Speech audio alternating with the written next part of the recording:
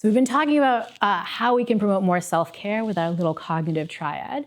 And now we're going to jump to a new one, which is ways that we can feel differently to promote our self-care differently. And this gets to the idea that we need to kind of take time to make sure we're practicing the emotions that make us feel a little bit more nourished. We get lots of practice with the emotions that don't make us feel nourished, the rumination, the stress, the kind of anxiety, all this stuff. But we need to kind of take time to make sure we're investing in emotions that actually make us feel good. And one of the biggest ones that I think we forget can be incredibly powerful is the emotion of gratitude, just this act of feeling grateful. Psychologists define gratitude as this positive emotional state in which you're recognizing and appreciating what you've received in life. People often think about gratitude as this sort of pro-social emotion. You recognize things didn't have to be that way, and often because of someone or something lucky, kind of gotten something in life. You're just noticing the blessings and appreciating them. That emotion of gratitude feels really good, right? When you notice and appreciate what you have, that kind of gives you a positive feeling.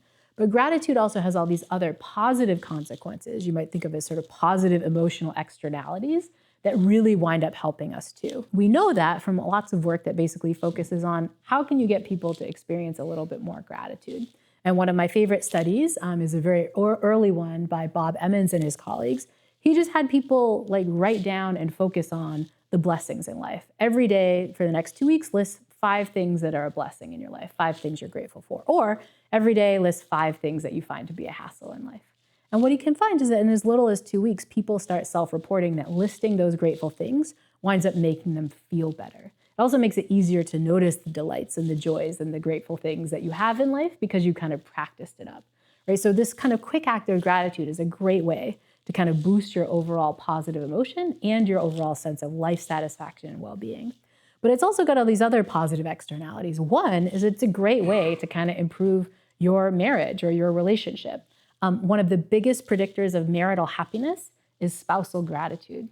If you feel grateful for your spouse and the things they do, you wind up in a happier marriage. And the good news is that doesn't come naturally. The simple act of writing a few things you're grateful for can be powerful, right? Because you miss them. You're like, oh, that was so nice that you just put that thing away, or he handled that one tiny thing. We don't often notice it and think it, but taking a moment to appreciate it can make it really awesome.